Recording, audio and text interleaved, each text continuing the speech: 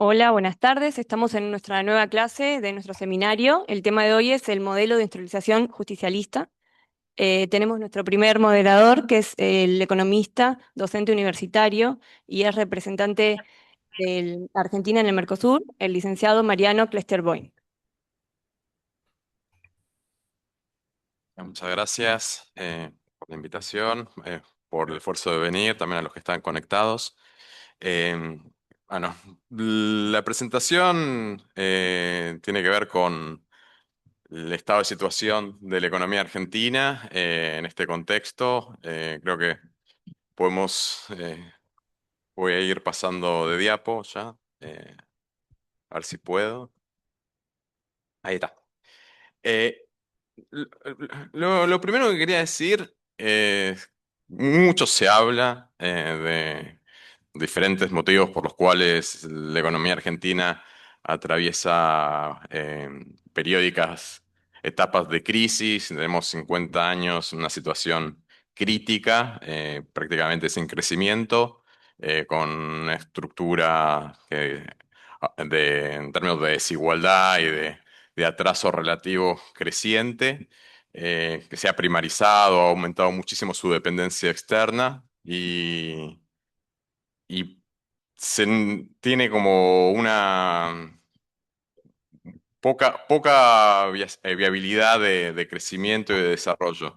En eso hay diferentes explicaciones. Yo creo que una importante que habitualmente no se presenta, la desarrolló Marcelo Diamant, que tiene que ver con que la formación que tienen los economistas. Muchas veces los economistas no tenemos las herramientas en el proceso de aprendizaje, y cuando se avanza con ese tipo de herramientas que están diseñadas para otro tipo de países, para otro tipo de estructuras productivas, de tiempos de la economía mundial, de todas formas el economista sigue, aprende ese tipo de herramientas, son herramientas extremadamente matematizadas, desalineadas de los intereses locales, de las relaciones de poder, de lo que ha ocurrido en la economía argentina, lo que ocurre en las economías más parecidas de la región. No tienen prácticamente idea de historia económica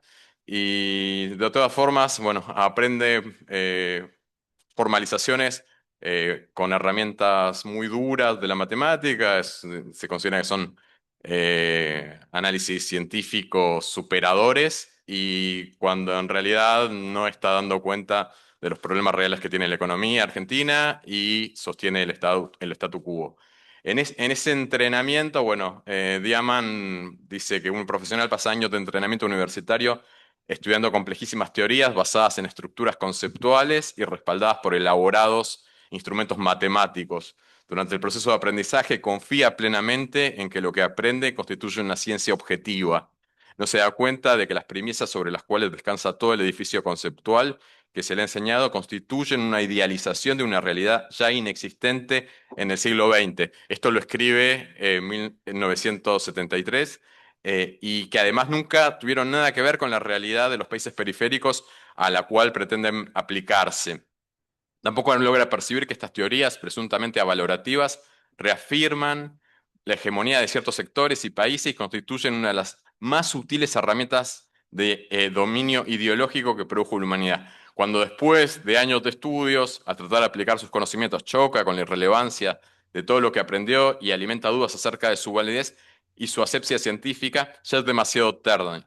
La estructura conceptual aprendida está totalmente si me lo bajan, totalmente incorporada, que casi irremediablemente bloquea su comprensión de la realidad, de la realidad. Eso, bueno, pasa a muchísimos economistas, por ahí no necesariamente buscan defender intereses contrarios a los de su país, pero tienen una visión incorrecta de cómo funcionan los mercados. Creo que el exponente caricaturesco más extremo es el de nuestro presidente, que desafortunadamente está claramente adoctrinado con este tipo de herramientas y terminan utilizándolas para defender intereses que son contrarios a los de la economía argentina.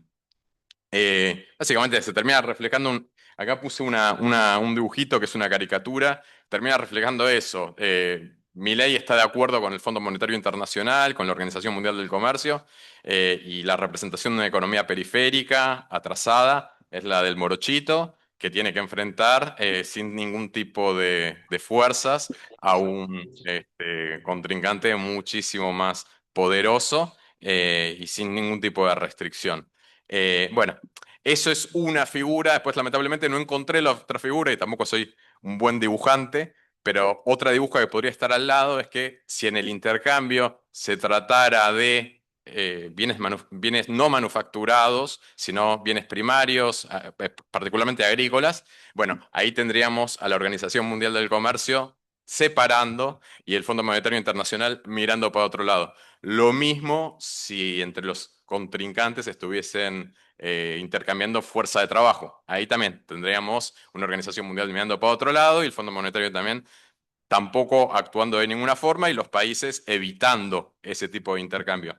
Es bastante lamentable, pero bueno, es así y muchas de las ideas se construyen sobre este tipo de edificio teórico y son tomadas como totalmente ciertas.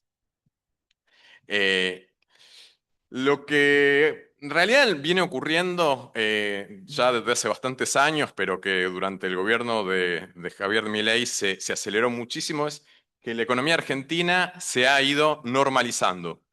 Una normalización, como le llaman ellos, que también se podría llamar latinoamericanización del funcionamiento de la economía argentina. Lo que tenemos es una estructura productiva cada vez más dependiente de la explotación primaria y donde el desarrollo productivo va quedando de lado y la distribución del ingreso es cada vez más desigual. Hay actores que concentran cada vez mayores participaciones del excedente productivo y otros que cada vez tienen una peor participación. Ese cambio en las relaciones económicas se concentró durante estos 2 últimos años y medio con políticas económicas. Acá hice un listado de 13, que cuando venía en el auto me acordé de algunas más todavía, pero es impresionante que todas las políticas económicas que se vienen adoptando van logrando eso, que Argentina se normalice, que Argentina se parezca mucho más a Chile, a Perú, a Colombia, a Paraguay, a Uruguay, a Brasil, a cualquier país de la región, y en particular en lo que respecta a su tejido productivo industrial. En primer lugar, bueno, esa abrupta devaluación lo que generó fue un cambio en la distribución del ingreso notable en favor de sectores exportadores y en particular en detrimento de los trabajadores, que no pudieron en ningún momento recuperar su poder adquisitivo ni siquiera comparándolo con las mediciones del INDEC, pero las mediciones del INDEC siempre están cortas, no solamente por la que no se ha actualizado la canasta, sino porque hubo un cambio brutal de precios relativos en la economía argentina, donde los consumos de los bienes indispensables por parte de los hogares aumentaron de precio desproporcionadamente en relación al resto de los precios. Entonces, ni siquiera una corrección de la canasta básica se podría poder poner exactamente, o exactamente no, o más, una forma mucho más cercana a la pérdida real que tuvieron los hogares. En algunos países hay canastas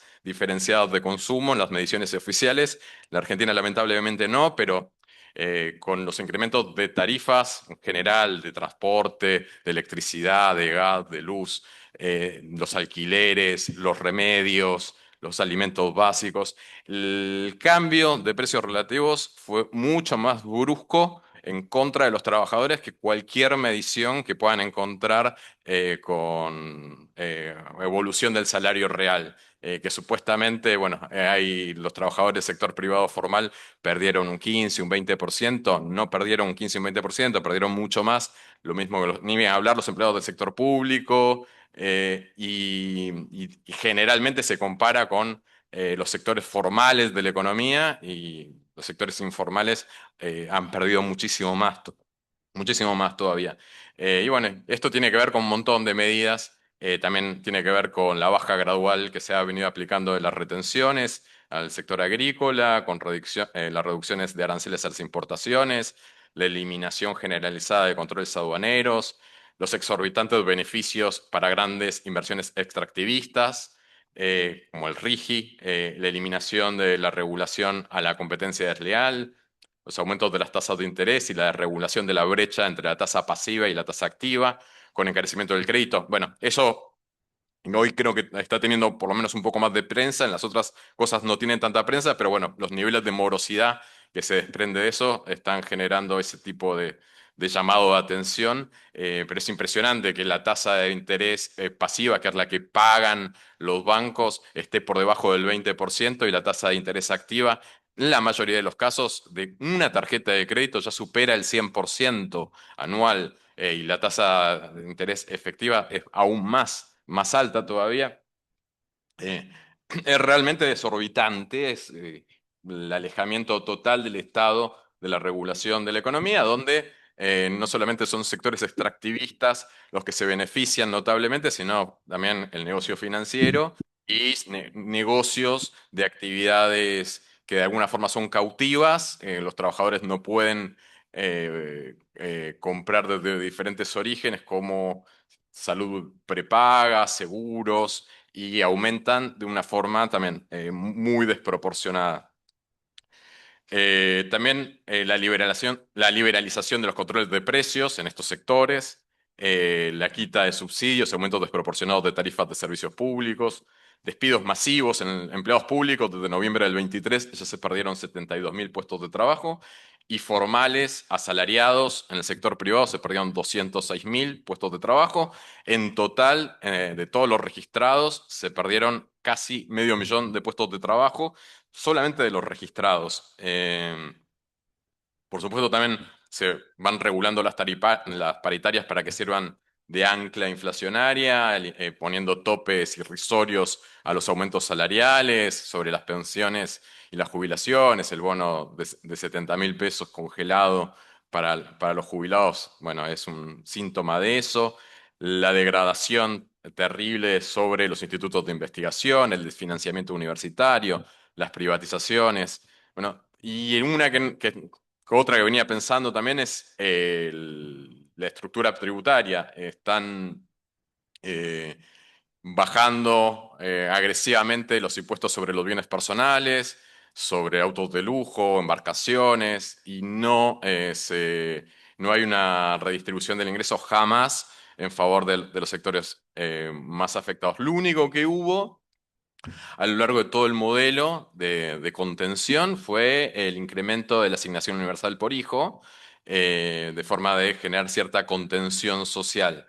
Pero más allá de eso y más allá de alimentos básicos de consumo local que no pudieron aumentar descontroladamente como se aumentó el precio de la carne, eh, por cuestiones de mercado, no aumentaron tanto como algunos, bueno, la yerba, algunos panificados, los aceites, no aumentaron tanto como el resto de los precios, pero en líneas generales, si uno busca, observa el índice de precios del consumidor, la canasta de consumo básico de los hogares, cada uno de los productos en general aumentó bastante más que el promedio medido por el INDEC.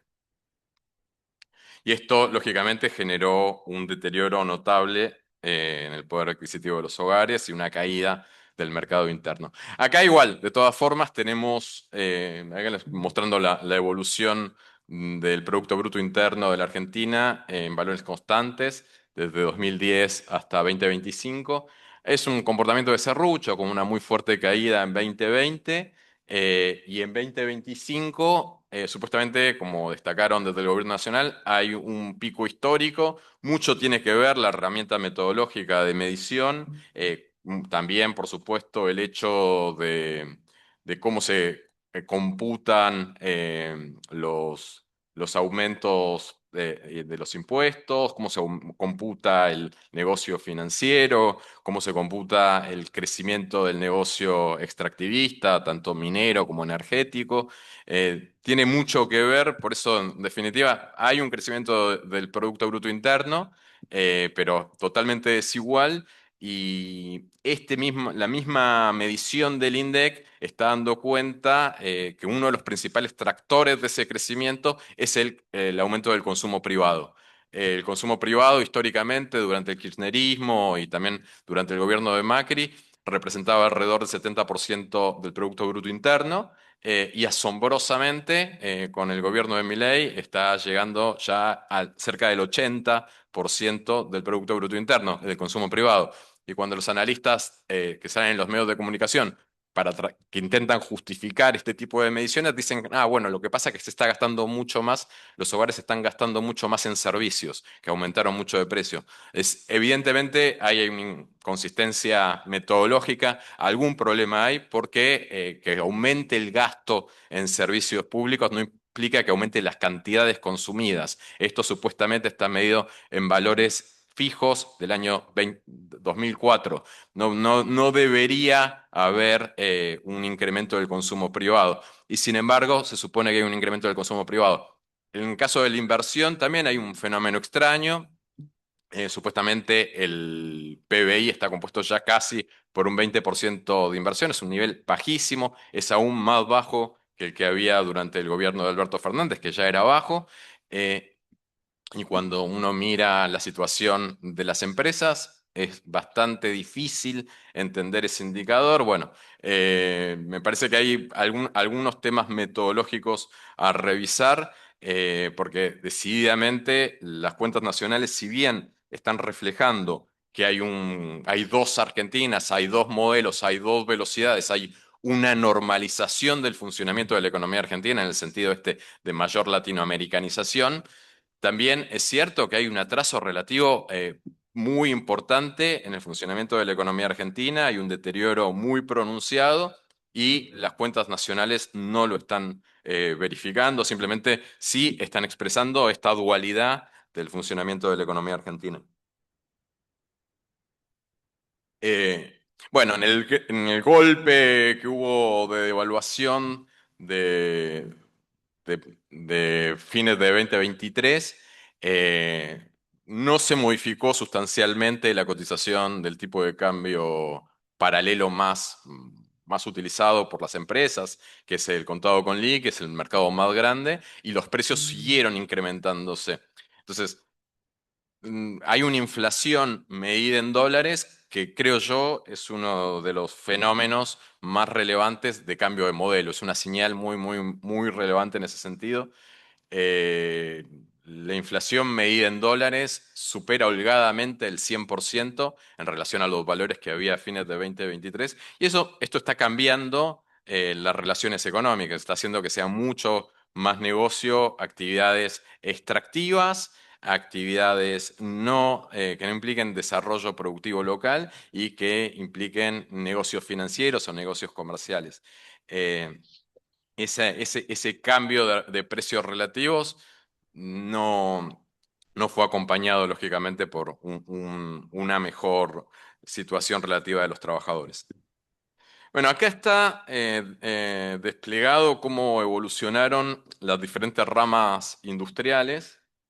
Pueden apreciar que bueno, de todos los sectores que va siguiendo individualmente el INDEC, solamente hay dos sectores que tienen una situación relativamente mejor. Uno es otro equipo de transporte que crece cerca de un 10%, comparando los últimos 2 años de Milei respecto a los 2 últimos años de gobierno de Alberto Fernández. Decía, solamente dos sectores. Otro equipo de transporte se refiere básicamente a motos, ¿sí? Fundamentalmente son motos, cuatriciclos, que aumentan drásticamente por la situación de emergencia que están atravesando los trabajadores que tienen que recurrir a ese tipo de, de bienes de capital para poder desarrollar su actividad, algún tipo de actividad complementaria a sus ingresos. Y el otro sector, bueno, lógicamente con el desarrollo del sector energético tiene que ver con la refinación de petróleo, que también se separa de la media. El otro sector que también es muy relevante y que explica que la economía, la industria argentina no caiga aún más abruptamente es el sector de alimentos y bebidas, que tiene una alta participación en términos de ponderación en el indicador de industria y que cae solamente el 1%. Y lógicamente no cae mucho más porque son empresas de gran envergadura, de alguna forma tienen cierta capacidad de exportación, hay en el consumo de los hogares una necesidad básica de consumo que no se puede dejar, como consumo de leche, a pesar de que cayeron de forma terrible el consumo de leche, el consumo de alimentos básicos, de todas formas, de alguna forma, algo se sostiene a pesar del lógico crecimiento poblacional de la economía argentina. Pero después todas las otras ramas de la industria caen como si estuviésemos en el medio de una guerra. Esto no es para nada normal y tiene que ver con esas 14, 15 políticas económicas que les había presentado al principio, que lo que implicaron es un cambio de modelo muy fuerte, donde la Argentina, que tenía características productivas diferenciales por su estructura productiva más desarrollada respecto al resto de Latinoamérica, se está transformando en un país mucho más parecido al resto de los países de la región. Y bueno, se representa, creo, de forma bastante clara con el deterioro general de todas las ramas de producción de la industria. Bueno, todos han tenido una caída en la utilización de su capacidad productiva. A nivel general, el uso de capacidad productiva en el último año del gobierno de Milei fue solo el 58%. Quiere decir que más del 40% es capacidad ociosa, que no se- o sea, instalaciones productivas que no se están usando. Y en el último año de Alberto Fernández, que lógicamente ya estaba en crisis ese gobierno, de todas formas, la utilización de capacidades productivas era del 66%. Si nos retrotraemos, por ejemplo, a los últimos años de Cristina Fernández de Kirchner, la utilización de capacidad productiva estaba cerca del 80%. Y hay algunas ramas productivas que no pueden operar siempre al 100%, con lo cual un promedio del 80% es realmente deseable y pone de relieve esta situación, una situación de repliegue del negocio productivo y una sustitución por importaciones o por negocios financieros. Bueno, esto también tiene su correlato con la destrucción de puestos de trabajo en la industria, de forma acumulada desde diciembre de 2023 hasta la actualidad. Ya se perdieron más de 71.000 puestos de trabajo formales en el sector privado, industriales, y vean que a partir de la confirmación de la reelección de la confirmación política de Milei con el triunfo legislativo en octubre de 2025. Esa curva se acelera. Hay muchas empresas que fueron esperando y cuando vieron que se confirmaba el rumbo económico, van dejando de lado a sus trabajadores, eh, van retrasando esa decisión. Justamente porque la formación de un trabajador industrial es mucho más compleja que un trabajador en el sector de servicios o en el agro. Entonces, por eso es que el derrumbe no es mayor, pero también la industria hasta antes de mi ley representaba casi un 20% de los trabajadores totales en la economía, era el primer sector empleador en la economía, ahora ya pasó a ser el segundo sector empleador en la economía, por detrás del rubro de comercio y reparaciones. Eh, el salario promedio del sector privado registrado, salario promedio en términos reales, en precios constantes, considerando precios de diciembre de 2025, tienen una pérdida, como decía al principio de alrededor de un 15%, una pérdida en relación a niveles ya bajos de principios de 2017, niveles ya bajos, ya pierden alrededor de un 15% y de vuelta. es un 15% mentiroso. A mí me llama mucho la atención cómo, a pesar de que hay analistas más cercanos a este espacio político que leen este dato y que lo sufren, porque lamentablemente los analistas que estamos cercanos a este espacio político no trabajamos para los bancos, no trabajamos para grandes empresas, trabajamos en general en la educación, quizás para la pequeña y mediana empresa, en institutos de investigación, hacemos consultorías, pero no trabajamos para grandes empresas, o sea, no lo sufrimos al deterioro del poder adquisitivo. ¿Cómo se compran que cayó un 15%? Y lo dicen en los medios de comunicación. La pérdida de poder adquisitivo es mucho mayor, justamente por lo que te digo antes. Los consumos fijos de los hogares han sido vapuleados, o sea, el aumento de tarifas de servicios públicos, de transporte, de alquileres, de remedios, es mucho mayor que lo que indica el IPC, y el consumo de los hogares, por lo menos el 50% se orienta a esos consumos indispensables. Entonces, aprovecho este espacio para decirlo también. Yo siempre trato de decirlo, pero bueno, me parece como que falta un poquito de fuerza en el mensaje, porque muchos se horrorizan, dijeron, bueno, los trabajadores perdieron un 15%. No perdieron un 15%, perdieron, es muy difícil calcularlo, realmente es difícil, habría que hacer la medición para técnicamente bastante sofisticado hacerla, hay que ponerse de acuerdo, pero no perdieron eso, perdieron mucho más. Y si nos vamos a la canasta de consumo, por ejemplo, de los jubilados, la pérdida aún es más grave todavía, porque lógicamente el consumo de remedios, que son productos indispensables, aumentan desproporcionadamente. Rubros sensibles del consumo masivo, las empresas tienen la potestad de aumentar precios sin resignar suficiente cantidad de ventas como para que no les convenga el aumento de precios. Y cuando el Estado se aleja de la regulación en esos casos, bueno, las empresas lógicamente maximizan beneficio y aumentan sus precios.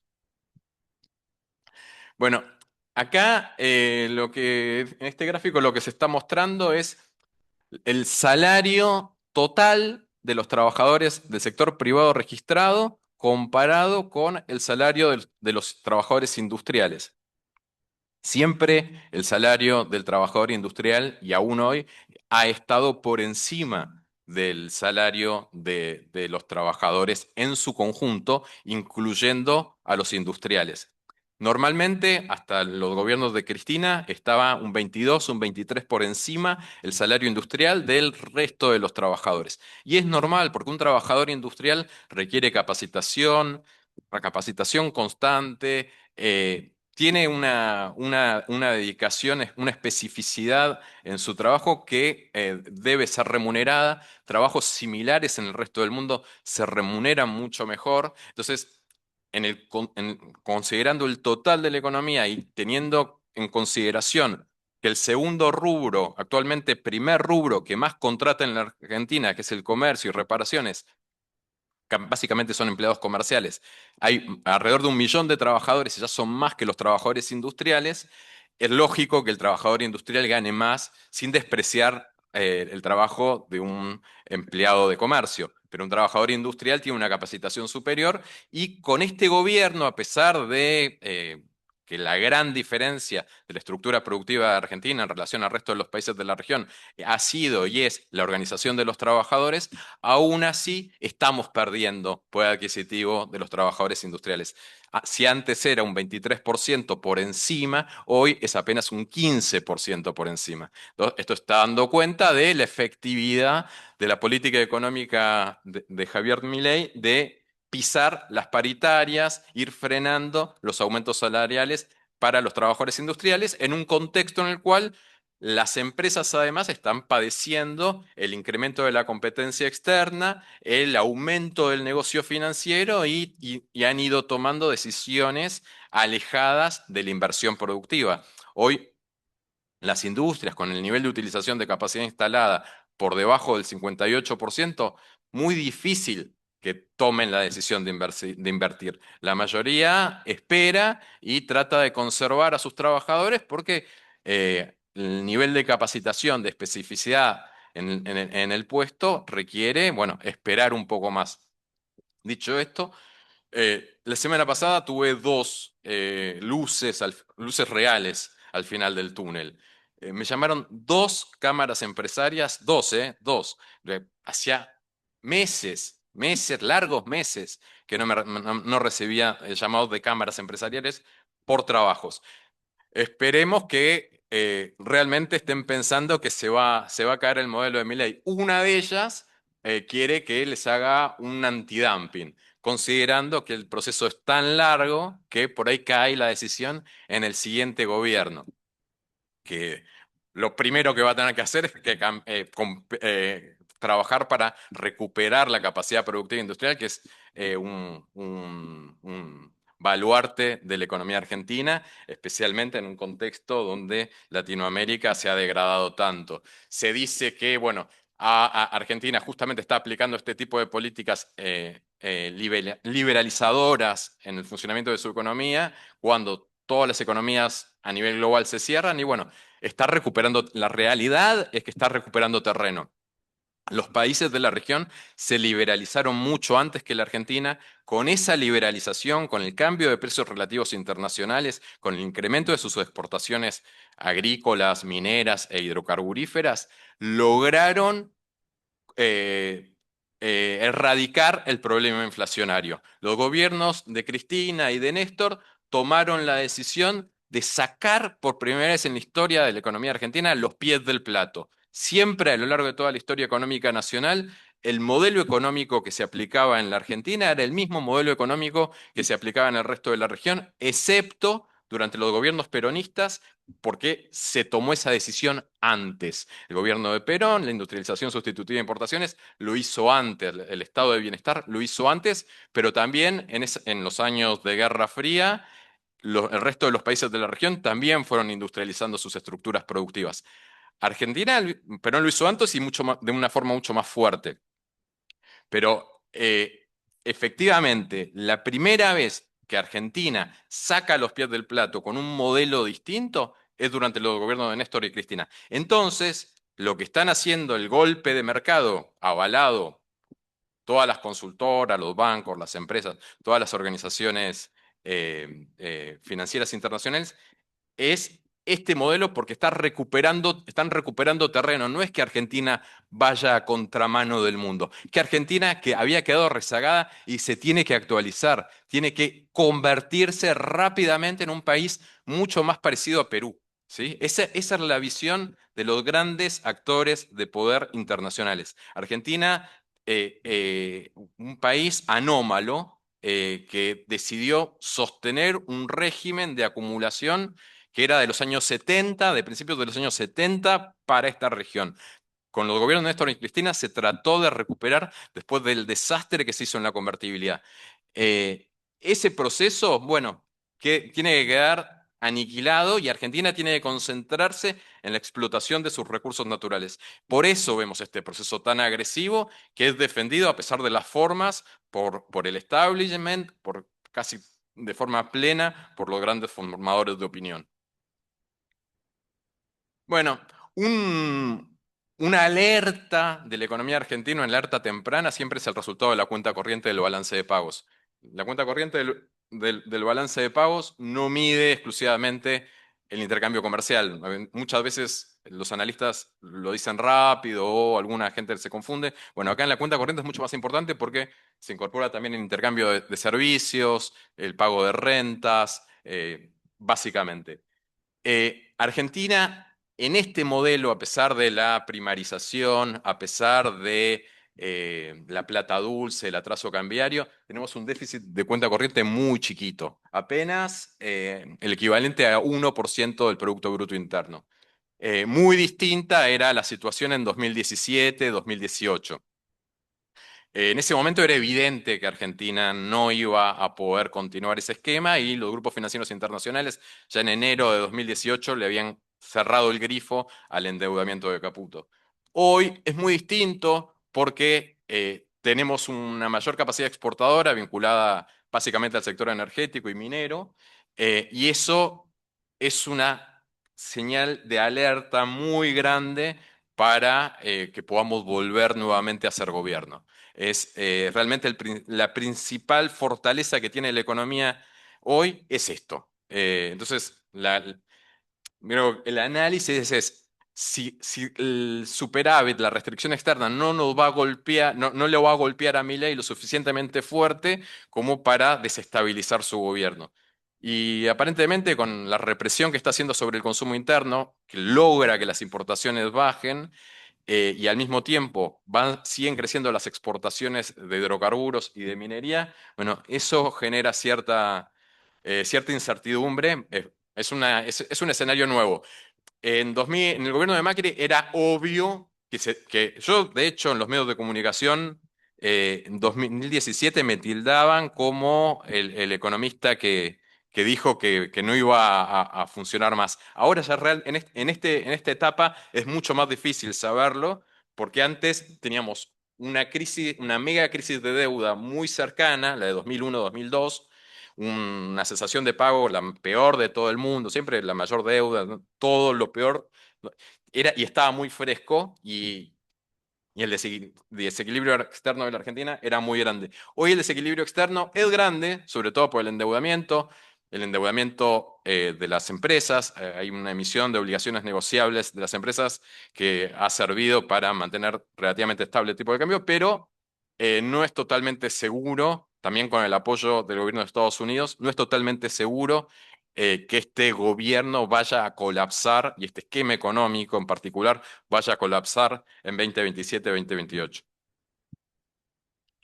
Esto es más sobre lo mismo. Básicamente es la exportación de bienes, la exportación de hidrocarburos, de minería, lo que está sosteniendo el resultado externo de la economía. Hay una gran incógnita que tiene que ver con la remisión de utilidades de las empresas. Piensen que desde 2019 hay cepo para las empresas. Recién se está pudiendo remitir lo que se ha constatado de ganancias en los balances de 2025. O sea, hay alrededor de 40.000 millones de dólares retenidos de dividendos de empresas. Entonces, eso también puede generar un desequilibrio de la balanza de pagos.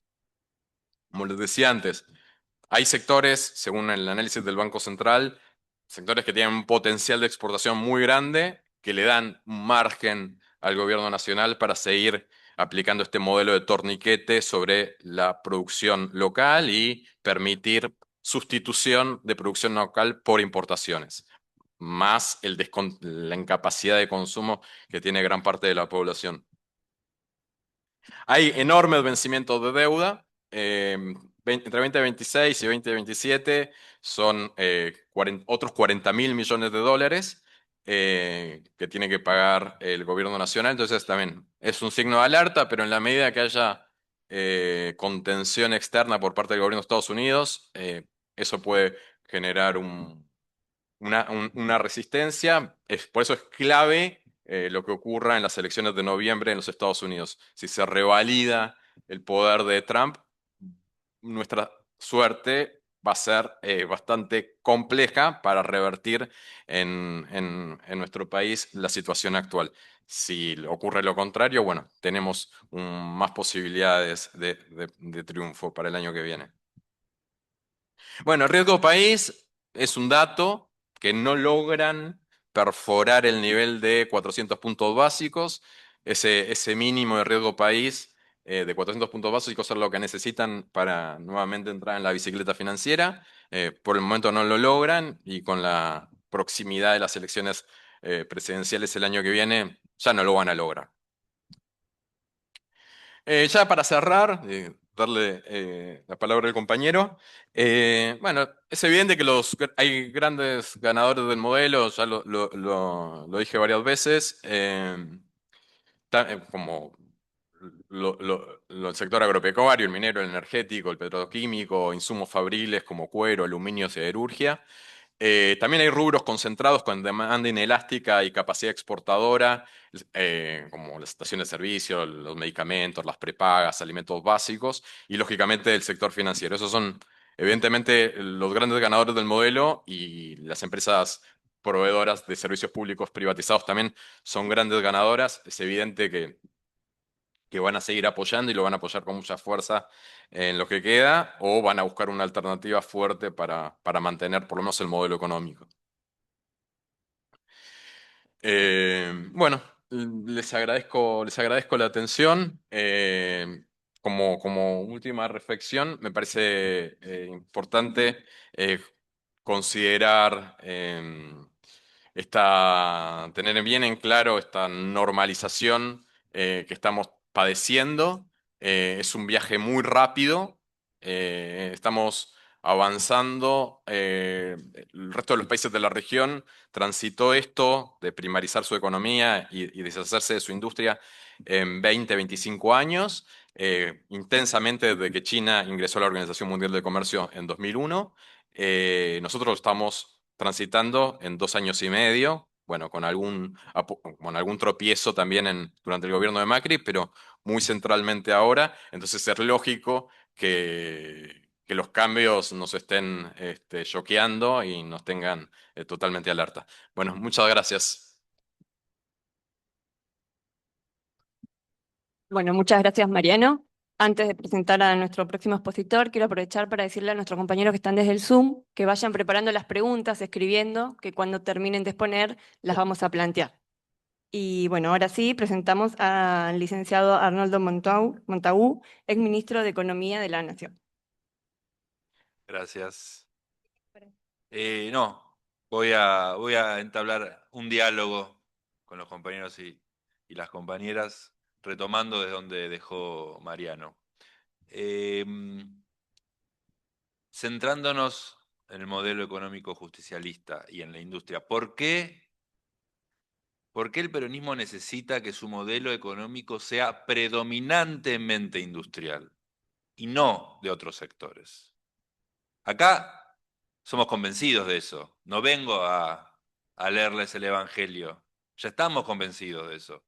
Pero permítanme, compañeros y compañeras, hacer una actualización de esas cuestiones, de por qué pasa lo que Mariano también relataba, aprender de las cosas que no nos salieron bien en el pasado, porque también tenemos que estar conscientes de eso cuando fuimos gobierno. Y qué hacer hacia adelante cuando nos toque de vuelta, ¿no? Entonces, acá tenemos que construir esos consensos. Acá tenemos que construir esos consensos viendo el pasado, viendo qué está haciendo el mundo, viendo qué está haciendo el mundo y qué es lo que podemos y debemos hacer nosotros. Entonces, ¿por qué nuestro modelo tiene que ser predominantemente industrial? Porque la industria tiene virtudes que los otros sectores económicos no tienen. Todos los sectores económicos son necesarios en la Argentina, el industrial, el agropecuario, el minero, el petrolero, pero la industria en particular tiene características más fuertes, que están más fuertes en el sector industrial que en otros. ¿Cuáles son? Se me adelanta el compañero, lo tenía para el final porque vamos a ir ahí, pero déjenme decirle, el compañero dijo el empleo, tengámoslo en pausa. Tengámoslo en pausa el empleo, porque el mundo nos está diciendo otra cosa hoy. Entonces, principal característica hoy de la industria a nivel mundial es un vehículo de innovación tecnológica. Los avances tecnológicos están vinculados a la industria. Si nosotros queremos salir de una dependencia minera exportadora, que estamos a una sequía de que huele todo, tenemos que avanzar en el desarrollo de innovación tecnológica. Todo, digo, repasando la lista de lo que Mariano contó, de que está cerrando mi ley, bueno, innovación tecnológica, inversión en ciencia y tecnología, CONICET, sistema científico tecnológico, al tacho. La industria tiene la capacidad de avanzar todo lo que tiene que ver con innovación y agregación de valor, digo, esa es la clave. La industria encadena mucho más con otros sectores que cualquier otra rama de la economía. ¿No? La industria, encadenamientos hacia adelante, encadenamientos hacia atrás, ciencia y tecnología e innovación, comercio, marketing, yo digo, todo lo que se imaginan y hacia atrás, ¿no? También como el propio proceso manufacturero es transformador de recursos primarios. Entonces, la industria encadena a todos los sectores de la economía. No hay otros sectores, o no hay tantos sectores que lo hagan así y tan potentemente. Como dijo Mariano, la industria paga mejores salarios, 16% por encima del promedio, por lo menos unas cuentas que nos dieron a nosotros, pero paga mejores salarios en promedio. Tiene empleo mucho más formalizado que otros sectores. No hay tanto empleo informal. En algunas ramas de la industria sí, pero en promedio tiene más empleo formal que cualquier otro sector. Paga mejores salarios. Es más federal. La industria es el sector más federal de la Argentina. Cuando avanza la industria, avanza el federalismo. Estoy diciendo todas características que son centrales, en mi modo de entender, de un modelo económico peronista, de un modelo económico justicialista. Por eso las estoy repasando. La industria es el sector más federal. Avanza la industria, avanza el federalismo. Retrocede la industria como ahora y retrocede el federalismo. Y ni siquiera es una cuestión, digamos, no es que nos volvimos más unitarios, porque ustedes conocen el RIGI, el régimen de inversión, régimen de incentivo de grandes inversiones. Agro, minería, energía y alguno más que anda por ahí.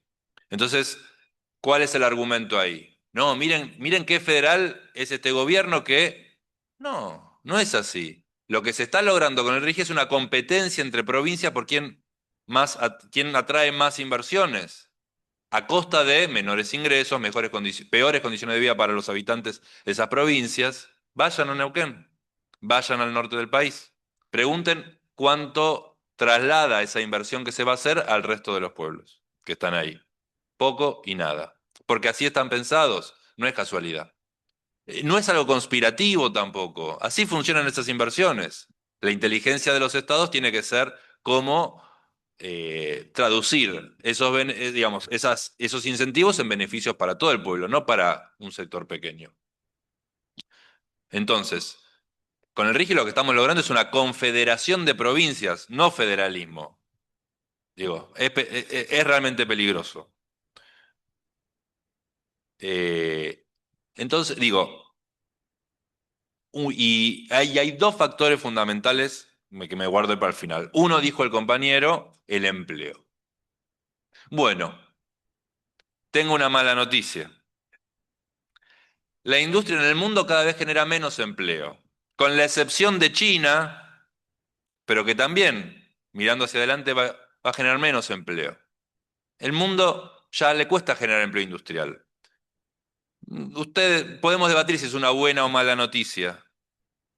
Genera menos empleo porque la industria, a partir de la innovación y el avance tecnológico, es el sector de la economía más robotizado de todos. Entonces, desplaza empleo industrial. Entonces, la idea de querer industria para generar más empleo, bueno, puede servir para un par de años, pero sabemos que el futuro va a haber problemas ahí, para tenerlo en cuenta. Pero a no desesperar. Y luego del empleo, la razón más importante por la cual un modelo económico peronista tiene que tener en el centro a la industria, además de todo lo que dije, es que es un sector que dinamiza el mercado interno. Y esta es la gran diferencia con la industria de China, con la industria de Corea, con la industria de Japón, que está pensada, industrias tope de gama, tope mundial, pero pensadas para la exportación, principalmente para la exportación. Acá podría, además de ser pensada para la exportación, además tiene la característica de dinamizar el mercado interno. Tiene que tener esa característica. Si no, vamos a hacer como China. Empleados industriales, cama caliente, 3 turnos diarios, por salarios bajos. Dijo, no, está muy bien. Yo iba a decir algo peor, así que con bajo lo cerramos. Dijo, exacto. Leche de arroz. Bueno, entonces, digo, si perdemos esto de foco, ya no importa, digamos, el modelo industrial. Y esta es la gran característica que nos diferencia del resto de los países. Es un desafío, digamos. Estamos en una encrucijada. ¿Cómo logramos que todas estas virtudes que tiene la industria para nuestro modelo se materialicen? ¿No? Entonces ahí aparecen los desafíos, aparecen las preguntas. ¿Cuáles, no? Ahí me dice el machete. ¿El mundo se está desindustrializando o industrializando con China? Digo, ahí, digo, ¿dónde se para la Argentina en ese mundo? El mundo se está desindustrializando, el peso de la industria en la economía mundial cada vez es menor, tomando el gran agregado. Entonces, por eso, los países más desarrollados, más ricos, medianos, lo que más empezaron a hacer es política industrial. Desde el 2019 y después, post-COVID, ahí eso fue como una llamada de atención. No podemos dejar no podemos permitir la desindustrialización. Entonces, países como Estados Unidos, por ejemplo, post-COVID hizo una ley que se llama la Ley de Inflación, de Reducción de la Inflación, Inflation Reduction Act. No había una palabra sobre inflación en esa ley. Así la pasó al Congreso, porque la inflación estaba subiendo en Estados Unidos, y es leyes de promoción de política industrial. Energías renovables, semiconductores, volver a traer parte de la producción que se había fragmentado en otros países a Estados Unidos. Toda política industrial. China, planes industriales, Made in China 2025. Hay más ejemplos. La cantidad de intervenciones de políticas industriales en el mundo ha ido creciendo de manera impresionante. Nosotros vamos hacia atrás en eso. Y el mejor ejemplo, uno de los mejores ejemplos, lo tenemos acá arriba, y acá hay fotos, me parece. Lula en Brasil, el programa La Nueva Industria Brasilera, pensada en esta, digamos, doble función, mercado interno y exportación, poniendo plata del Estado, nos vamos a referir a eso, para promocionar la industria, ¿no? Entonces, en ese mundo estamos. Eh, entonces, ante eso, ¿qué industria puede o debe tener la Argentina? ¿Cuáles son los sectores? Eh, y una pregunta más picante. ¿Alcanza con decir nos vamos a industrializar? ¿Es una decisión enteramente soberana en este mundo poder industrializarse? Digo, para que nos quede ahí pensando. Pero digo, si fuera tan fácil y decidiera de nosotros y dependiera de nosotros, ya está. Pareciera ser más fácil desindustrializarse que industrializarse. Ahora, como nosotros ya somos convencidos de que este es el modelo que tiene que tener en el centro de la industria, la pregunta es, bueno, ¿cuáles son los instrumentos para eso acá en Argentina? Aprendiendo de los errores del pasado y mirando un poco al futuro.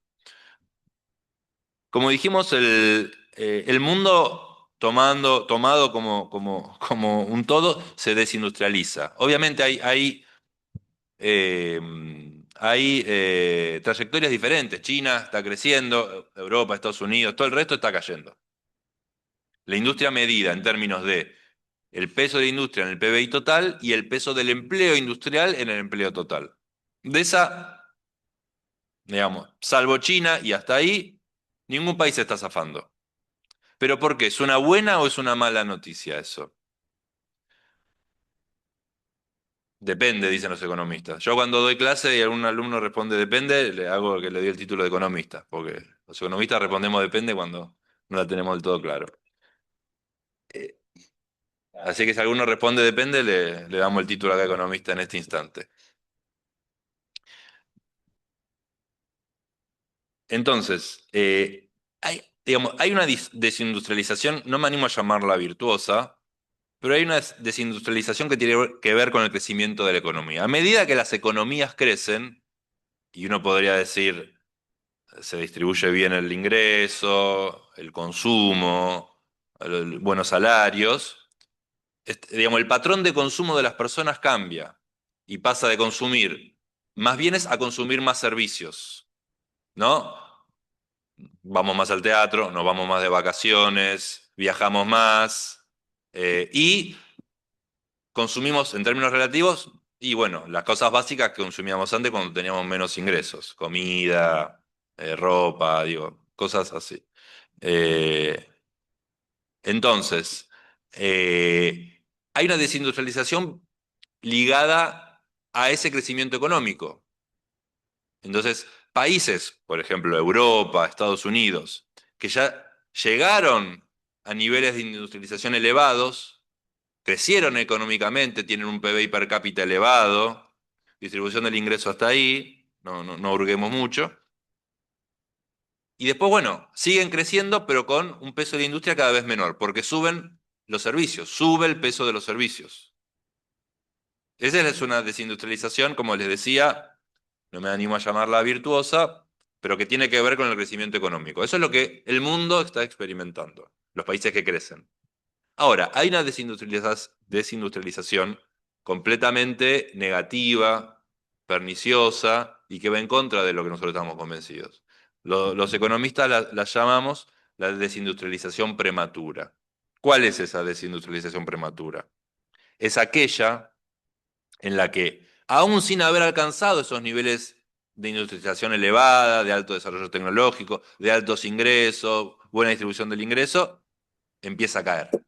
O sea, nos salteamos la fase de industrialización fuerte y directamente nos vamos a una economía de servicios de baja productividad, por decirlo de alguna manera suave.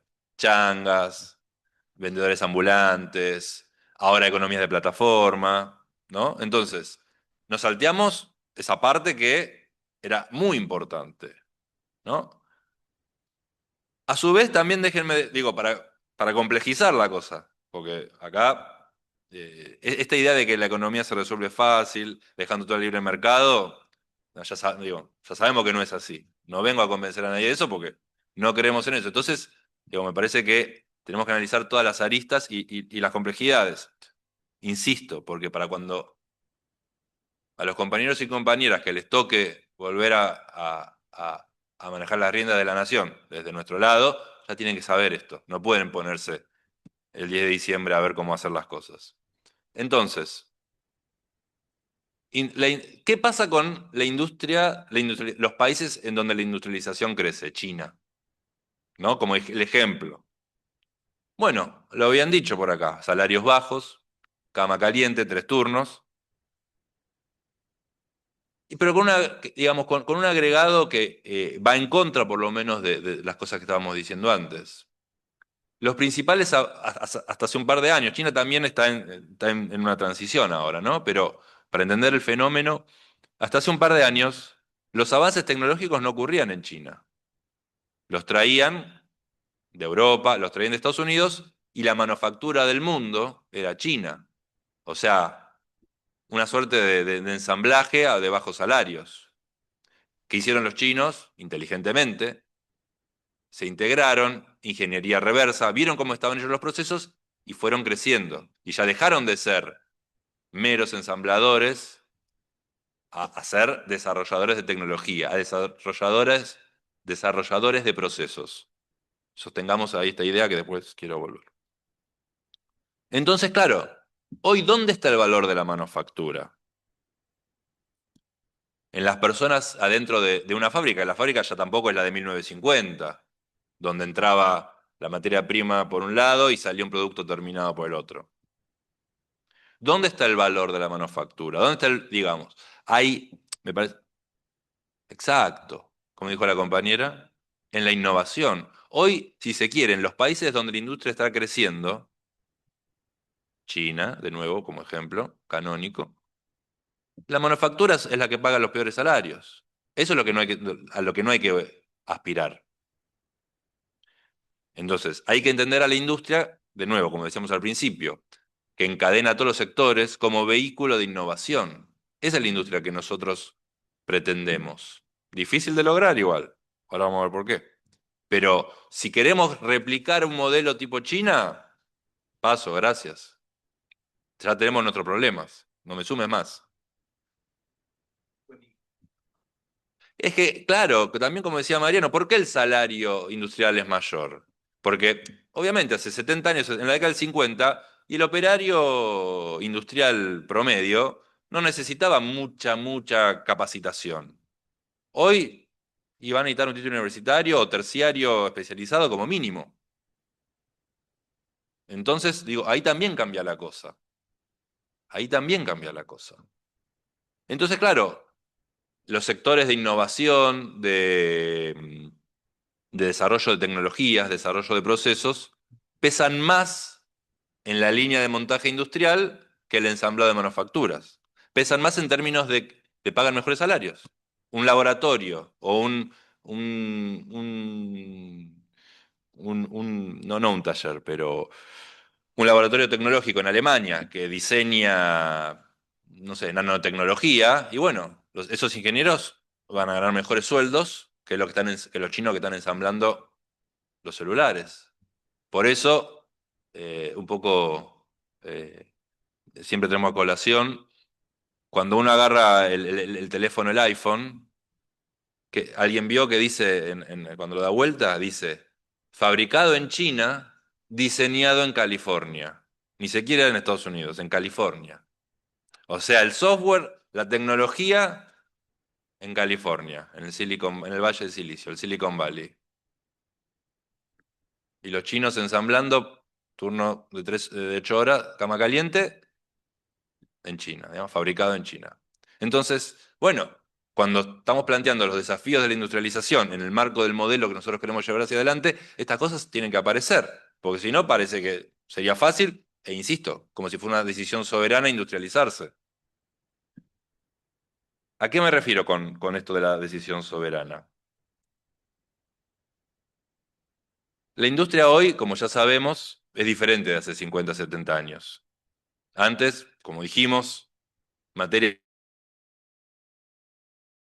y al final de la línea de montaje había un producto. Eso ya sabemos que no existe más. La fragmentación de la producción es tal que hace imposible, yo digo un poco en broma con los compañeros, el concepto de industria nacional. ¿Qué significa? Un auto fabricado en Argentina, digamos. ¿Qué auto? Digo, Argentina tiene el privilegio, digamos, construido con política industrial, digamos, no de suerte, de tener industria automotriz. Debe haber 30 países que fabrican autos en el mundo, no más. 40 había en una época, ahora deben ser 30, no más. Entonces, claro, ¿qué proporción de piezas extranjeras tiene un auto promedio en Argentina? ¿Qué les parece? ¿Cuánto? No, no tanto, no tanto. Pero hay marcas que tienen muy baja integración nacional y tienen solo 30% de productos locales y el resto, el 70% lo importan. Y bueno, hay algunas que tienen 50, 60 de producción local y el resto lo importan. Lo traen de otros países, ¿no? De Brasil principalmente. Entonces, claro, industria nacional no es fabricación 100% nacional. Eso es un tema también a tener en cuenta. ¿Y por qué ocurre eso? Porque la fragmentación de la producción, la división internacional del trabajo, algo que los economistas estudiamos desde el primer día que llegamos a las aulas en la universidad, a partir del consenso de Washington a principios de los años 90, lo endulzaron un poquito, porque hablar de división internacional del trabajo, fragmentación de la producción, suena medio. No, no suena bien eso. Entonces aparecieron lo que se denominan las cadenas globales de valor, que es la forma moderna y linda, market friendly, de decir, mirá, esto lo producimos ahí, esto lo producimos allá, esto allá, y después se ensambla todo y mirá qué felices, hay laburo para todos. Lo cierto es que, como decimos algunos, se llaman cadenas por algo. Porque una vez que te encadenan en un sector, en un segmento de la producción, es muy difícil hacer el ascenso, ¿no? Las cadenas globales de valor vienen con una promesa de upgrading, como dicen, de ascenso, que vos vas a pasar de los sectores, de los segmentos más bajos de producción a producir, de pasar de hacer tornillos a hacer tecnología y nanotecnología. Bueno, hay poquísimos ejemplos. Una vez que un país está inserto, chao Rafa, gracias. Eh, una vez que un país está inserto en una cadena, en un segmento de una cadena de valor, es muy difícil hacer el upgrading, ese ascenso. En general se queda ahí. Cadenas son, porque está encadenado, no es casual el nombre. Entonces, ¿Cómo se construye soberanía a partir de eso? De esa condicionante global.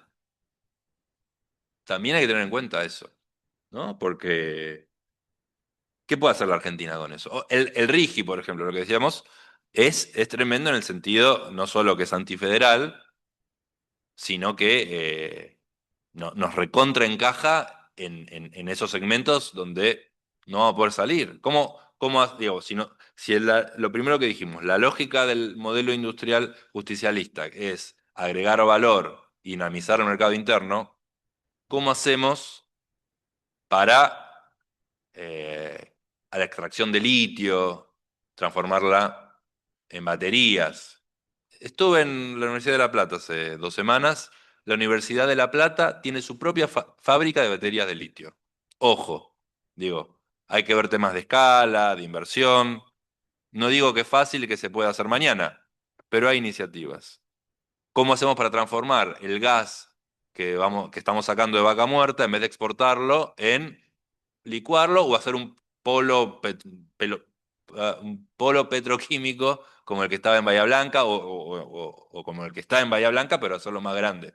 Y en vez de exportar el gas así como así, en tubo, exportamos productos petroquímicos, ¿no? Con mayor valor agregado. Esos son los desafíos. No estoy diciendo nada nuevo, estoy diciendo que es más complejo hacerlo hoy que hace 50 años. Eh, entonces, bueno, está esta cuestión de la soberanía a la hora de industrializarse, porque, bueno, ¿cuál va a ser la industria nacional? ¿Cuáles van a ser los sectores que van a ser los vehículos de la innovación, de la industrialización y dinamismo del mercado interno? Bueno, sin duda que Argentina tiene que aprovechar las ventajas naturales que tiene, los recursos naturales que tiene. Agro, energía, minería, nadie va a estar en contra de eso. Nadie va a estar en contra del desarrollo de esos sectores. Ahora, hay que ver cómo esos sectores se vinculan con el resto de la economía y cómo realmente agregar valor a partir de esa producción primaria. Que bienvenida sea y bienvenida que crezca en los términos que nosotros entendemos cómo tiene que crecer, de manera equitativa, con buena distribución del ingreso, con promoción de las economías regionales. eh, y eso, digamos, la clave ahí está en agregar valor a esas producciones. Y habrá segmentos en donde a Argentina le va a costar más insertarse. Digo, si vamos a intentar competir con China en la fabricación de celulares, y va a estar difícil. Pero si vamos, no digo, podemos agarrar algún nicho de mercado de la tecnología celular, las baterías de litio. Podemos agarrar un nicho de la tecnología celular, algún software, algún hardware específico. El desarrollo de software que hay en Argentina es brutal. Se pueden generar las apps que van a ser, ¿no? Hoy el valor está en las apps, no en el aparato físico. Entonces, digo, hay nichos en donde uno puede penetrar. Obviamente, dijimos, minería, agro, energía, eso es lo que proviene de las ventajas naturales. Ahora, de las ventajas que nos dan los recursos naturales. Eh, turismo, totalmente, totalmente. Es que hay que pensar, como dijo el compañero, y ahí me gusta mucho lo que hace Lula. Lula, y yo lo voy a repetir, lo voy a decir como que lo dije yo, no importa. Lula habla de una neoindustrialización, donde incorpora turismo, donde incorpora un montón de sectores que a priori uno diría, "No, esto no es industria manufacturera como la entendimos". Pero la industria manufacturera, como la entendemos, no existe más. Entonces, si no incorporamos y vinculamos con esos encadenamientos, nos vamos a quedar en un modelo viejo que cada vez nos va a costar más caro y va a tener menos resultados. Entonces,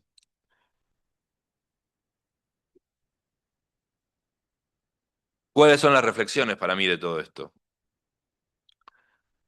Primero, oxigenar y actualizar el debate sobre política industrial. Digo, no, ya no es la década del 50. Eso no implica bajar nuestras banderas. Por eso arranqué diciendo la importancia de la industria. Pero tenemos que oxigenar. Y oxigenar también los instrumentos de política industrial. Digo, y déjenme contarles algún tipo de experiencia personal cuando me tocó estar en la gestión de gobierno. ¿Ustedes saben cuántas empresas hay en la Argentina aproximadamente, formales, registradas en la FIP. ¿Cómo? Todas. Total, más o menos, mi ley lleva destruidos 25.000 empresas, no industriales, empresas en total, lo mismo que en la pandemia.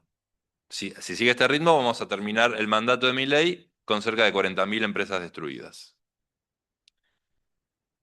Empresas en total hay cerca, como dijo la compañera, empresas 500.000 en Argentina registradas. Después habrá algunas informales, pero bueno, otro bicho es. ¿Cuántas de esas son pymes? 90, 95, 96, cerremos 95% son pymes. Entonces, que no tiene financiamiento, pero voy a ese punto que dice la compañera. No tiene financiamiento. ¿Cuál fue la principal política, o no sé si la principal, pero una de las principales políticas, cuando nos tocó ser gobierno, de estímulo a la inversión? El financiamiento PYME, por ejemplo, con créditos del Banco Nación, con el Ministerio de Desarrollo Productivo,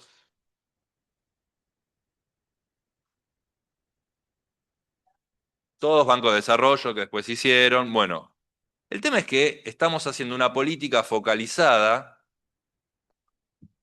crédito a las pymes, subsidio a las pymes, o sea, a una tasa de interés por debajo de la tasa de mercado, eso sale de las arcas del Estado, que digo, bienvenida a la política industrial si es así. Entonces, esa misma política focalizada para el caso general. Entonces, y ahí tenemos un problema. No necesariamente porque la política esté mal diseñada, aunque focalizar en las pymes cuando son el 95% de las empresas, ahí tenemos que hacer algo, sino porque de esa política siempre eran las mismas 1.000 empresas que se llevaban los préstamos. Entonces, claro, yo digo, está perfecto. Me parece que también, a la par de eso, nos falta, vamos a decirlo así, una suerte de rendición de cuentas. Bueno, el Estado argentino, todos nosotros te damos un préstamo porque confiamos, digamos, confiamos en las pymes, con todas las bondades que ya sabemos de las pymes, no hace falta que acá las, las enumere. Ahora, ¿para qué le damos un préstamo? Podría ser la misma discusión por una empresa grande, quiero aclarar, ¿eh? Pero tomo el caso de las pymes porque nos enorgullecemos de eso y está bien, pero también veamos qué nos pasó. Contrataste más empleo, más empleados, creció la producción, exportaste. Entonces, si vamos a darle plata, ¿en qué cadena de valor te insertaste? ¿Pudiste hacer un ascenso? ¿Te quedaste ahí? Ojo, una pyme que sobrevivió 30 años en Argentina, mucho más no hay que pedirle. Son unos genios. Vengan acá y explíquenos a nosotros cómo hicieron. Digamos, invertimos los roles. No tengo duda de eso. Ahora, si vamos a poner plata del Estado, en el caso que son el 95% de las empresas, bueno, che, ¿qué vamos a hacer ahí? ¿Y qué le vamos a pedir a las grandes entonces? Eso me parece que tenemos que, a la par, pensar productos versus procesos.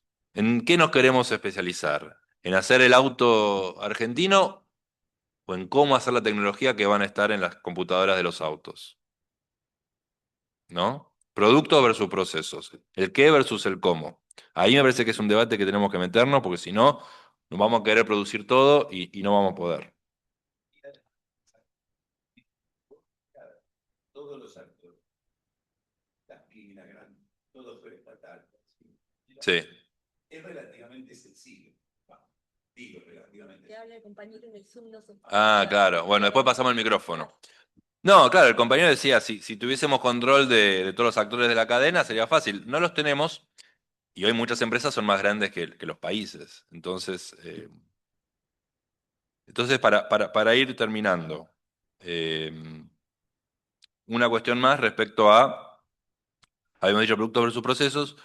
Después también plantear, yo la veo también muy presente en algunos compañeros y compañeras y me parece que está bueno traerlo a colación. Esta idea de, bueno, hace falta estabilidad y sobre eso va a crecer la industria. Démosle las condiciones a los actores, qué condiciones, y sobre eso casi que crece solo, florece solo. Bueno, esa eso es una falsedad, es una falsa dicotomía, digamos. Porque en Argentina la estabilidad la provee la industria. La industria es un dador de estabilidad. Entonces, es una relación, digamos, de los dos lados. No podemos, bueno, seamos estables y después vamos a ver cómo crecer. Porque les aseguro que esta pseudoestabilidad, yo llamo en la que estamos con Milei, no florece la industria. Digo, los números que mostró Mariano son elocuentes. Entonces, salir de esta falsa dicotomía, estabilidad versus industria, estabilidad versus crecimiento. Probablemente, de nuevo, parándome el 10 de diciembre, cuando a los compañeros y compañeras que les toque volver a manejar las riendas del país, probablemente las políticas de estabilización que lleven a cabo no sean las mismas políticas de desarrollo. Mm. Y va a haber lujos que tal vez no nos podamos dar. Pero tengamos bien en claro este falso dilema. ¿Estabilidad versus crecimiento? No, digo, por eso esto es una estabilidad berreta la de Milei, porque no hay crecimiento. Eh, como decía, son mutuamente dependientes. Eh, entonces, claro, también porque nos quieren hacer caer en esto. Bueno, pero entonces cuando yo veo a los compañeros en la tele, en una entrevista, bueno, entonces el peronismo abraza el equilibrio fiscal ahora. Y mira, primero que no es sí, no, ni blanco y negro, digamos. Entonces, el equilibrio fiscal es una herramienta. Es una herramienta que probablemente en Argentina, por los motivos que fueran, tiene sus límites. Y hay muchas más herramientas de política que tienen sus límites. No confundir herramientas con objetivos. El equilibrio fiscal no es un objetivo en sí mismo. El equilibrio fiscal, la estabilidad no garantiza poco. No vamos a decir que no garantiza nada, pero garantiza poco. O no garantiza las cosas que nosotros necesitamos para desarrollarnos como país, como nación soberana. Entonces, perfectas las herramientas, podemos tener un debate sobre eso, los límites de esas herramientas. Si yo soy un carpintero, el serrucho, digamos, le doy, y bueno, un poco de filo se me va a gastar. Pueden tener límites, discutamos, pero concentrémonos en los objetivos, porque cuando tengamos claros los objetivos, pues después vamos a ver qué herramientas son las que necesitamos para eso. Entonces, no pongamos las herramientas ante los objetivos. Eso le reconozco al compañero Santiago Frachina, que siempre nos lo recuerda, a veces cuando algunos compañeros se desvían de él tiene tiene presente esa concepción, así que se la agradecemos. Además de agradecerle por la invitación y bueno, también a ustedes, ¿no? Y por último, dos cosas, ¿no? En esta idea de objetivos y herramientas, también, porque a nosotros, a los peronistas, cuando nos entrevista, cuando vamos a un programa, qué sé yo, dice, bueno, pero entonces, ¿qué va a hacer con eso, la política fiscal, la inflación? Digo, cuando llegó Milei al gobierno tenía un mamotreto así de hojas que le armó Sturzenegger y los estudios jurídicos de reformas estructurales, que las está llevando a cabo para que en el futuro sea cada vez más difícil revertir todo lo que está haciendo. Entonces nosotros, ¿cuáles son nuestras 500 páginas, nuestras 1000 páginas de reforma cuando lleguemos? Porque si vamos y solo tenemos que hablar del déficit fiscal y la inflación y qué sé yo, eso es la coyuntura. No digo no sean importantes, pero ¿cuáles son nuestras reformas peronistas que tenemos en la cabeza cuando el 10 de diciembre nos vuelva a tocar? Entonces me parece que hay que plantear por eso. Cierro con lo último. Interpretar el fracaso de Milei. Milei ya fracasó. Podrá crecer 2 puntos más la economía, podrá mantener la inflación al 2%. Milei ya fracasó. No garantiza que pierda las elecciones, pero Milei ya fracasó. ¿Y por qué fracasó? No fracasó porque está loco, no fracasó porque es de extrema derecha. Flaco favor le haríamos a nuestro movimiento si dijésemos que esas son las razones del fracaso. Porque si decimos fracasó porque es un loco, perfecto, va a venir uno que no está loco y va a hacer lo mismo peor. Pero bien, como acota el compañero. Y si decimos que fracasó porque es de extrema derecha, va a venir uno de derecha y la va a hacer peor también. Entonces, esas nos... interpretar el fracaso de Milei significa, Milei fracasó porque su modelo está equivocado, por los resultados que estamos viendo y los que no estamos viendo. Ese es el verdadero fracaso de la política de Milei. Y eso, compañeros, me parece que lo que tenemos que tener presente siempre a la hora de discutir estas cuestiones. Les agradezco mucho el tiempo.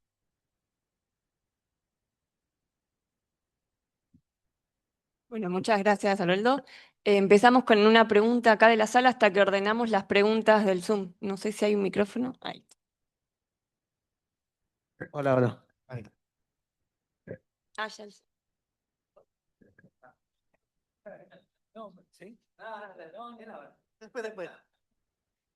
Bueno, la pregunta es un poco para los dos, es a nivel general de economía, basándonos en las explicaciones y el excelente desarrollo de modelos, de gráficos.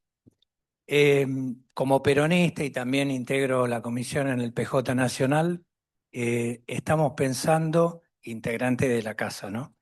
Estamos pensando en desdoblar el Ministerio de Economía, que el Ministerio de Economía sea Economía y Finanzas y que haya un Ministerio de la Producción e Infraestructura, porque también tenemos entendido que en el cerebro de un economista promedio que tiene el cargo de ministro de la Economía de Argentina, le es muy difícil el mismo lunes pensar en desarrollo productivo, infraestructura y al mismo tiempo sentarse a negociar bonos y pagos con el Fondo Monetario Internacional, para dar un ejemplo. En esa mirada estratégica de división ministerial, cada uno de ustedes, ¿qué opinión tienen? ¿Quieres arrancar?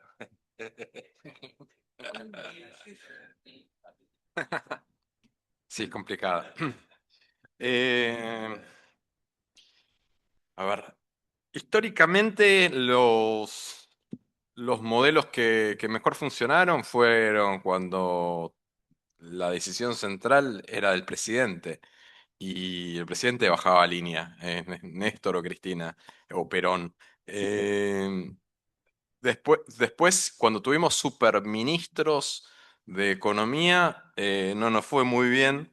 Generalmente los superministros de economía estaban asociados o dependían de organismos financieros, de bancos, y eran básicamente empleados que estaban transitoriamente por la función pública. Eh, el ministro de Economía, bueno, dependía del sector financiero, el de Industria de la Unión Industrial Argentina, el máximo puede ser ministro o secretario de Agricultura de la Sociedad Rural. Era siempre, generalmente fue así. El subsecretario por ahí era de una cámara empresarial no tan grande.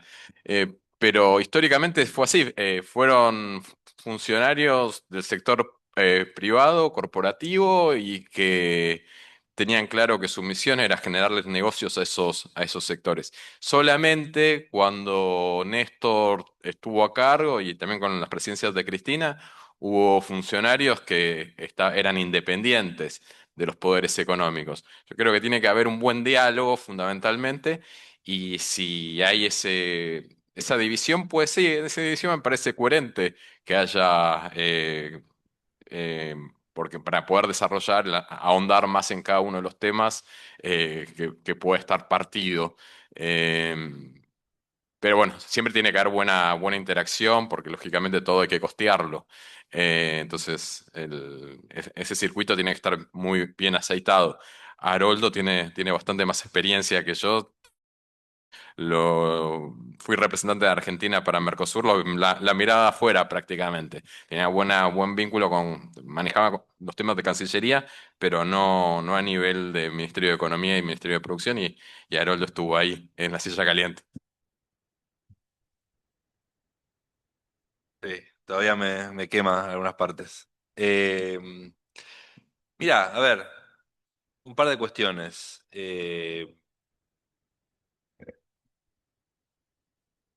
Si la multiplicidad de organismos va a implicar más toma y daca hacia adentro del gobierno, no creemos más monstruos. No creemos, vamos a hacer, bueno, yo dijo el general, creamos una comisión, no. Entonces, todas las particiones me parecen bien, siempre y cuando haya una línea clara de hacia dónde ir. Entonces, por ejemplo, la cuestión de la infraestructura es central, el ordenamiento territorial de la Argentina. Si no ponemos a las mejores cabezas de nuestro lado a pensar eso, podemos hacer la mejor política y no vamos a estar en la misma. Entonces, no puede el desdoblamiento, la multiplicidad de organismos no puede ser una competencia. Vos me preguntaste el ideal. Después lo que va a pasar, entonces, y mientras estemos alineados, lo que sí no puede pasar, y bueno, tal vez no sé si yo tengo la culpa, pero digamos, experimenté y tendré tendré mi parte en eso. Lo que no puede pasar es que haya más llaneros solitarios, como digo yo, en los ministerios. Gente que cae de arriba diciendo yo sé más que vos, yo la tengo clara, sin haber caminado la calle. Eso no puede pasar. Perfecto todos los títulos académicos, me encanta que la gente se forme en los mejores lugares del mundo, los más heterodoxos en lo posible, pero basta de llaneros solitarios que creen que la tienen clara. De todos los lados. Porque hay algunos compañeros que le tenemos aprecio, pero tienen que caminar más la calle, recorrer más el país. Entonces, cuando no haya más llaneros solitarios y esté clara la dirección, y si son 2 o 3 ministerios, no hay problema. Para mí, ordenamiento territorial e infraestructura son cuestiones fundamentales, a la par de política industrial. Y de hecho podemos hablar de los vínculos. Como me decía, una vez vino un francés y sorprendido, dice, Argentina crece hacia arriba, dice, y no hacia los costados con tremendo territorio que tiene. ¿Por qué todo tan alto? Que además tiene muchos problemas, digamos, de edilicios y de contaminación, infraestructura, pero Argentina debería crecer hacia los costados, no hacia arriba. Un tipo que los franceses vieron que con el ordenamiento territorial la tienen clara. Entonces, digo, sean 2, 3 ministerios, mientras la dirección esté clara, no genere lo que nos pasó antes, luchas internas, toma y daca, y el rumbo sea esté claro, bienvenido.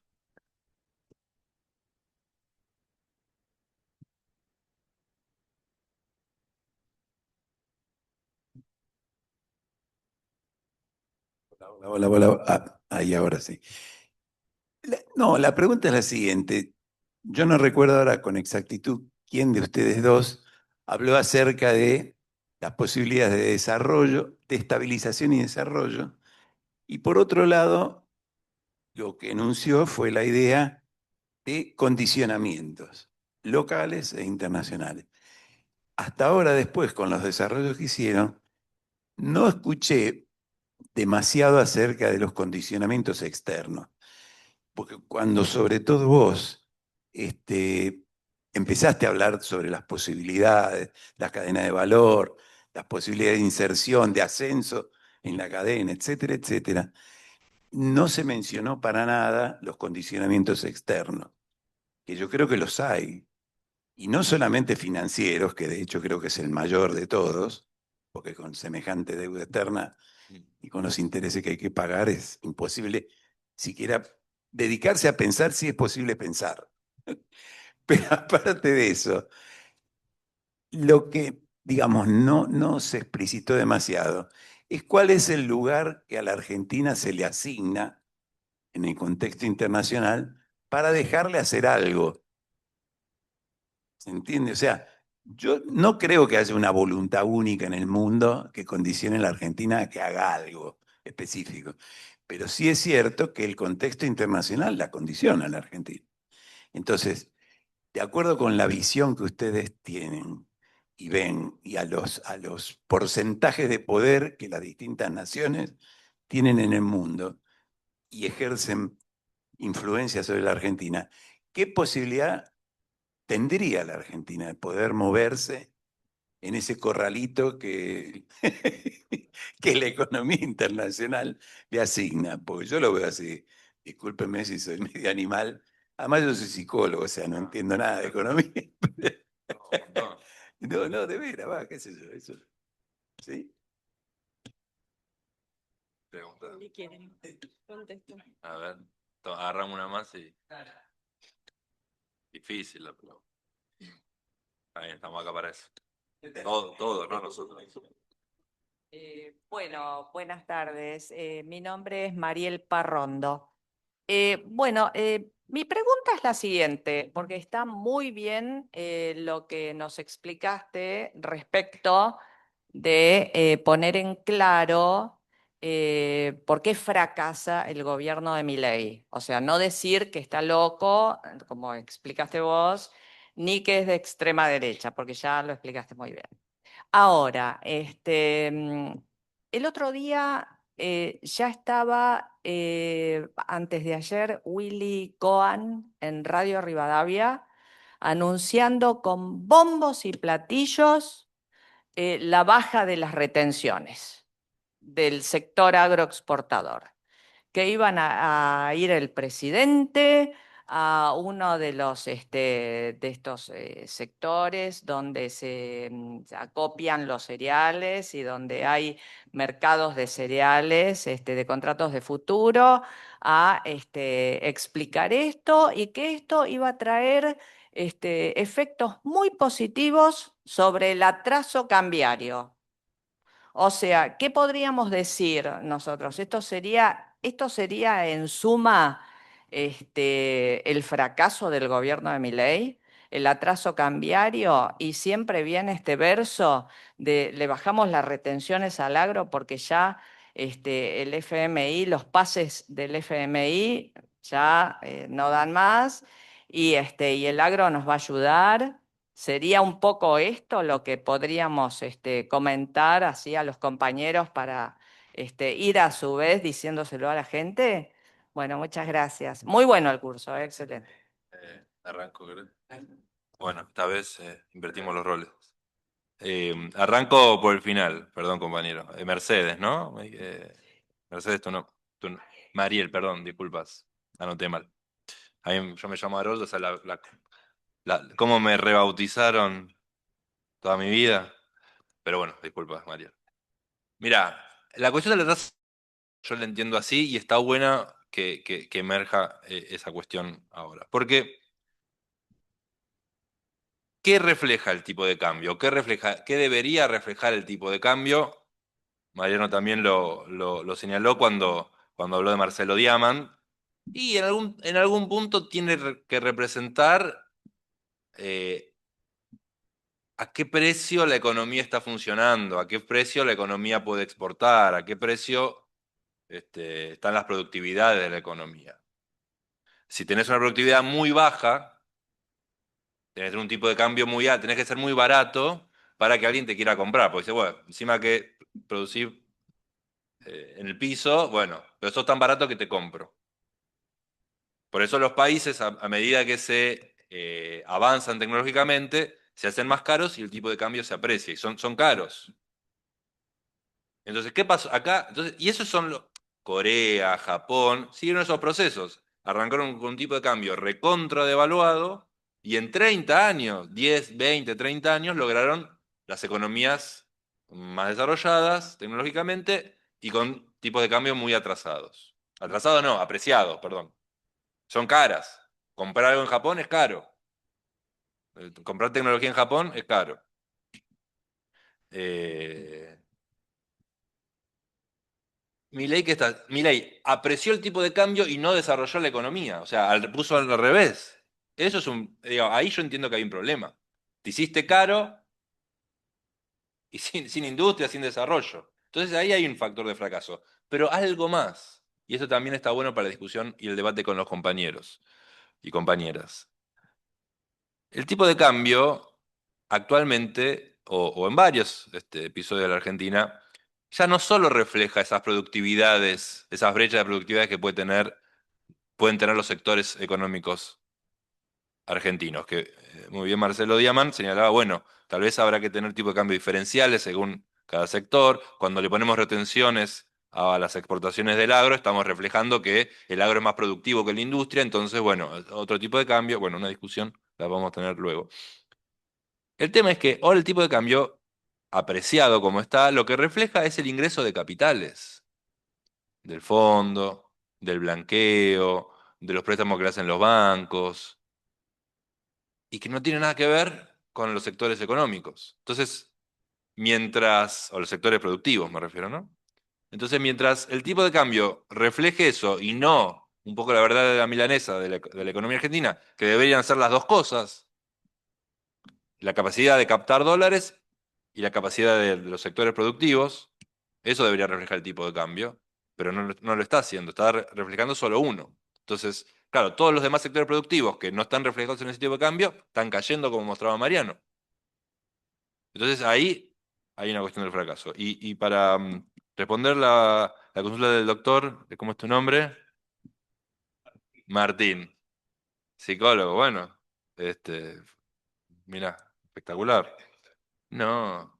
eh, a ver, está haciendo la pregunta del millón, entre tantas que hicimos acá. El contexto internacional, y nadie te va a regalar nada. El tema es hacia qué mundo estamos yendo, si hacia un mundo hegemónico en donde va a seguir siendo Estados Unidos, la potencia hegemónica, donde va a ser China. No digo que, digamos, nos van a regalar nada a los chinos, o hacia un mundo más, por ejemplo, digamos, donde con la importancia de China, los BRICS sean un nuevo factor dominante, una nueva suerte de hegemonía compartida, con China obviamente ahí fuerte. ¿Cómo? Donde no estamos, pero lo veo tal vez un poco más amigable para Argentina, haciendo alguna alianza con Brasil. Si estamos en la nuestra, y la veo difícil. Pero bueno, un poco los condicionantes externos hoy vienen de la mano de lo que hace el FMI, lo que el RIGI, pensado, fíjense, el RIGI encima, otro fracaso, porque el RIGI pensado para las inversiones extranjeras y el principal inversor del RIGI es YPF, o sea, que le iba a hacer igual porque es del Estado. Entonces, otro fracaso. Entonces, pero bueno, los condicionantes están y por ahora van a seguir estando. Con política industrial, con innovación, con tecnología, con inversión en un sistema científico, tecnológico nacional, y bueno, por ahí podemos empezar a salir. Ninguna es fácil. Bueno, voy a copiar el orden de Haroldo. ¿Por qué fracasa? Me parece buenísima la pregunta. Y hay, me parece, varios puntos a resaltar. Eh, Uno muy evidente es el deterioro de la infraestructura del país. Eh, no hay que ser demasiado minucioso, detallista, como para darse cuenta que ha empeorado mucho las condiciones generales de infraestructura. Otro indicador es las inversiones privadas, además de las públicas, también se ha incrementado la brecha respecto al resto del mundo, ha empeorado. El desarrollo científico-tecnológico, bueno, el abandono que hay y el atraso es impresentable. Eh, También a nivel de empleos, de la generación de puestos de trabajo registrados, formales, asalariados, con todos los derechos y beneficios, vimos que también ha empeorado y no lo va a dar vuelta, creo que va a seguir empeorando aún más. Eh, un punto positivo es que ha disminuido el nivel de inflación significativamente. Bueno, la contracara es un costo terrible de todo lo otro. Y por último, yo creo que un punto que generalmente no se tiene en cuenta y ha empeorado ya violentamente el funcionamiento de la economía argentina es la mayor desigualdad. Creo que estamos caracterizándonos como una economía de Latinoamérica de las más desiguales. Y bueno, entonces, evidentemente, el modelo en líneas generales, más allá de la reducción de los índices inflacionarios, y bueno, hay otro punto más también que me parece es importante, es la dependencia externa. Creo que no hemos ganado nada de soberanía, nos hemos vuelto aún mucho más dependientes, tomando más deuda con el Fondo Monetario Internacional, tomando deuda directa con el gobierno de los Estados Unidos, eso es aún peor. En respecto a la otra pregunta, los condicionamientos externos, bueno, está ligado a eso. eh, Estamos atadísimos. Es muy difícil romper vínculos con el Fondo Monetario Internacional, con el gobierno de Estados Unidos. Mucho más difícil reestructurar deudas cuando tenés que entablar relaciones con otros países. Así que es bastante complejo. Yo creo que tendemos a subestimar la capacidad que tiene la Argentina para negociar acuerdos a nivel regional. Tuve la oportunidad de representar al país en el Mercosur y en la ALADI, que es la Asociación Latinoamericana de Integración Regional, y el peso que tiene en la mesa Argentina es muy relevante en Latinoamérica. Somos el tercer país más grande, de habla hispana es el segundo, en América del Sur somos los primeros, tenemos mucha influencia sobre el resto de los países de la región.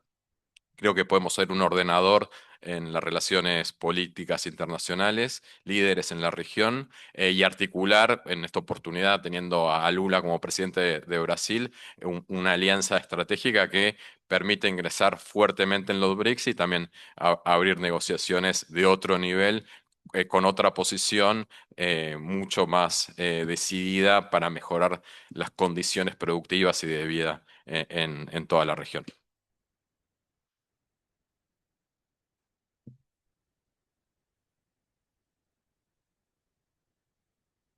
Habla del fracaso si el gobierno vino a esto.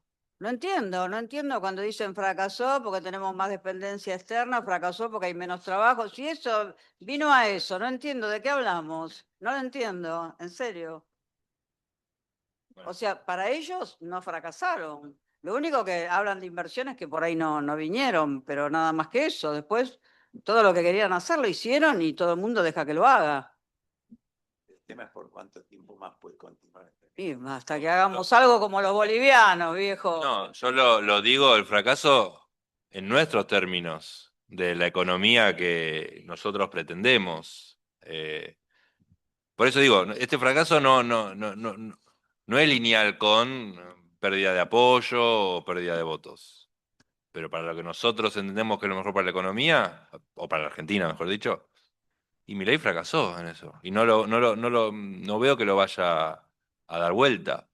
Eso no, insisto, no significa que haya perdido, que va a perder votos o que va a perder las elecciones. Pero vino a eso. No. Considero que sí. Pero digamos, en nuestro modelo de pensamiento, digo, el modelo que él impone, digo, no hace falta que diga lo que pensamos de ese modelo. Por eso digo, no. Ok. Vamos a plantear dos preguntas del Zoom así. Acá Alberto en el Zoom pregunta, ¿acaso Argentina no debería comenzar por activar el mercado interno para fortalecer nuestras pymes y luego pensar en exportar e importar con control aquello que no nos perjudique? Y hay otra pregunta que dice, dentro de las posibilidades de generar nuevas industrias, la nuclear, ¿podría ser un nicho para crecer sostenidamente? ¿O cuáles creen que deberían desarrollarse más allá de las que se mencionaron? No entendí la segunda. La segunda dice, dentro de las posibilidades de generar nuevas industrias, la nuclear, ¿podría ser un nicho para crecer sostenidamente? ¿O cuáles creen que se deberían desarrollar además de las ya mencionadas? Bien. No, bueno, primero para terminar de responder lo otros, hay parámetros objetivos. Yo creo que el gobierno de Milei sobredimensiona el parámetro del superávit fiscal, que en realidad, por un lado, está mal medido por el tema de los intereses capitalizables que no se están teniendo en cuenta, y por el otro lado, porque hay una postergación de gastos que tarde o temprano alguien se va a tener que hacer cargo. No solamente de infraestructura, sino a nivel de jubilaciones, universidades, ciencia, tecnología, pago de proveedores, deuda flotante en general, bueno, ahí, bueno, ese es un parámetro objetivo que me parece que está sobredimensionado y que no es tan relevante. Y después, respecto al impulso, sí, siempre que la economía argentina creció, fue dinamizada, por lo menos siempre que creció en los últimos, no en este último periodo de Milei, que supuestamente hay crecimiento. En los anteriores, en el gobierno de Macri, en el de Alberto Fernández, en el de los de Cristina, en el del Néstor, en el de Dualde tampoco, pero en general se creció sobre la base del mercado interno, con una mejor distribución del ingreso, con obra pública, con sustitución de importaciones. Sí, claramente el rol del mercado interno para el crecimiento de una economía de tamaño mediano como la Argentina es central para empezar un proceso de crecimiento, y las exportaciones afortunadamente hoy nos dan espacio para ese crecimiento, porque no hay un cuello de botella tan cercano en el sector externo por el crecimiento de vaca muerta y también por el desarrollo de la minería. Así que no está, yo estoy totalmente de acuerdo con esa visión. Sí, lógico que hay que trabajar. Además, hay muchísimo consumo postergado, podría crecer fuertísimo el mercado interno con políticas un poco mejor alineadas. Y respecto al sector nuclear o a qué sectores tienen que ser, bueno, el sector nuclear seguro que tiene que ser uno de ellos, pero como decía Haroldo anteriormente, no podemos quedarnos con... Argentina es un país mediano, grande, que tiene una estructura productiva bastante diversificada, con muchos sectores medianamente desarrollados, y hay que trabajar con todos los sectores, potenciando cada uno con cada una, con las condiciones que tiene cada uno de ellos. Hay que trabajar también con especialistas. Yo, habiendo trabajado muchos años para el sector textil, me doy cuenta que tiene muchas particularidades y hay que conocer cada uno de los sectores para entender cuáles son los cuellos de botella, cuáles son las dificultades, los puntos fuertes, para saber trabajar bien sector por sector. Hay que tener un conocimiento muy intrasectorial. Sí, brevemente para acotar respecto a la pregunta de mercado interno o mercado doméstico. Yo en principio no veo una rivalidad ahí. Eh, no veo que tenga que haber productos exclusivamente para el mercado interno. Obviamente, como dijimos, ¿no? El rol de la industria en Argentina, dinamizar el mercado doméstico, tiene que, digamos, ocupar casilleros, ¿no? Dentro de la economía, pero me parece que en la medida que se consiga el financiamiento, se puedan abrir los mercados, hay que pensar una industria, hay que pensar sí, una producción que se pueda exportar más allá de las tradicionales, agro y ahora minería y energía, ¿no? Sobre todo en el marco del Mercosur, en el marco de toda la buena relación que podríamos llegar a tener con Brasil.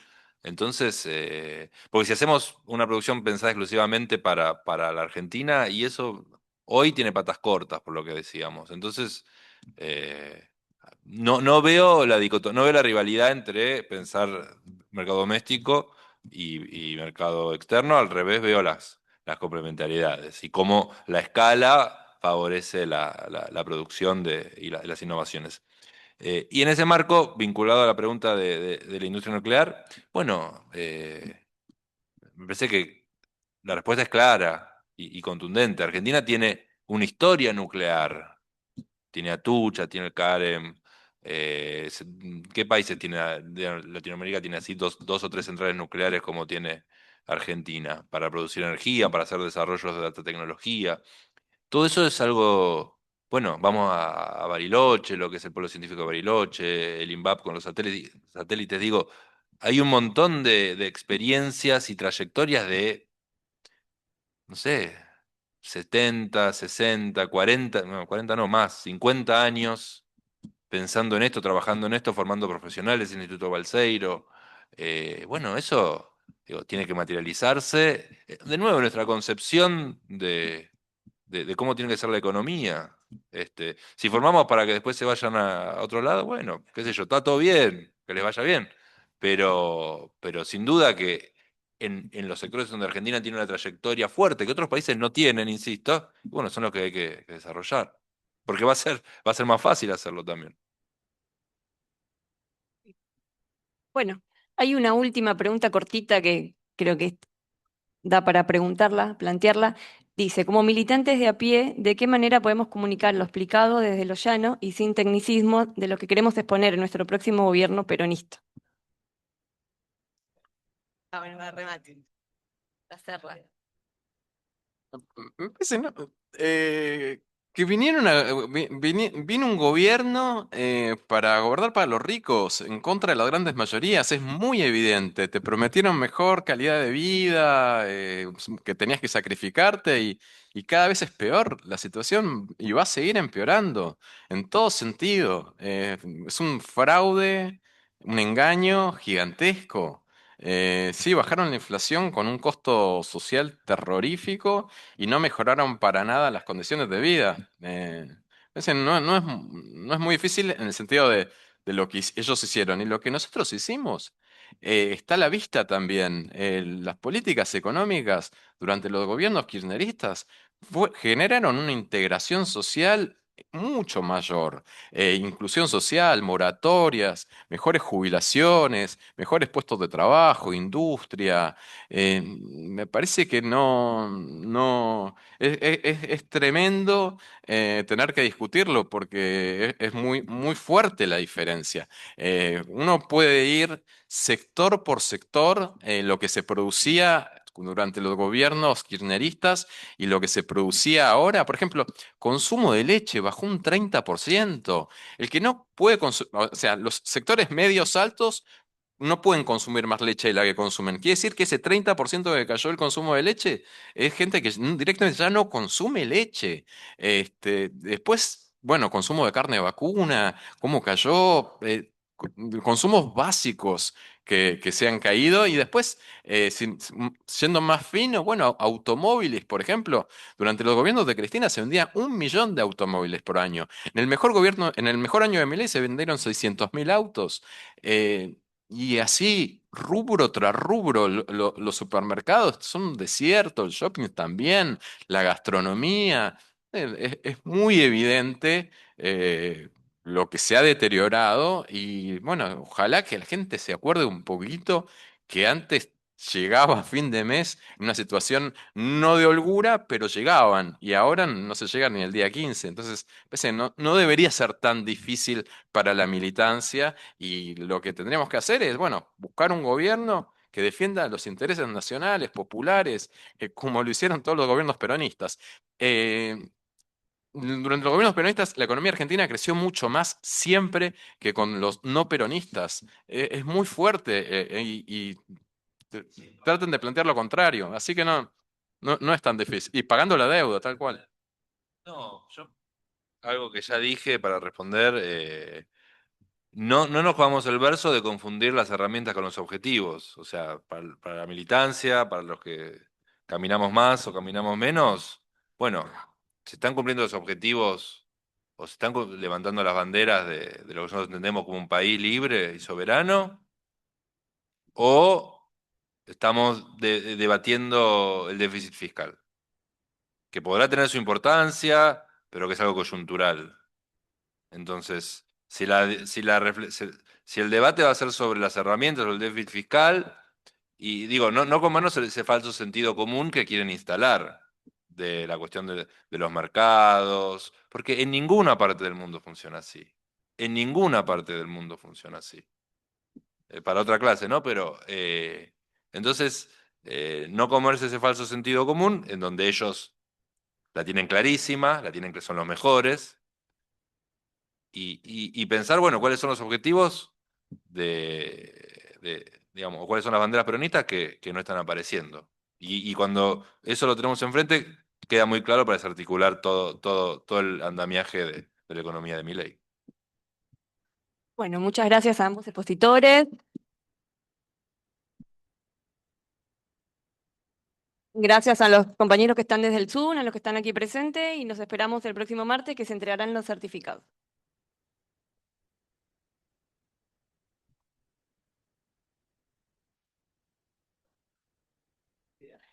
¿De dónde el gobierno norteamericano sacó plata para pagarle a cada norteamericano $1.700 por mes cuando oíste?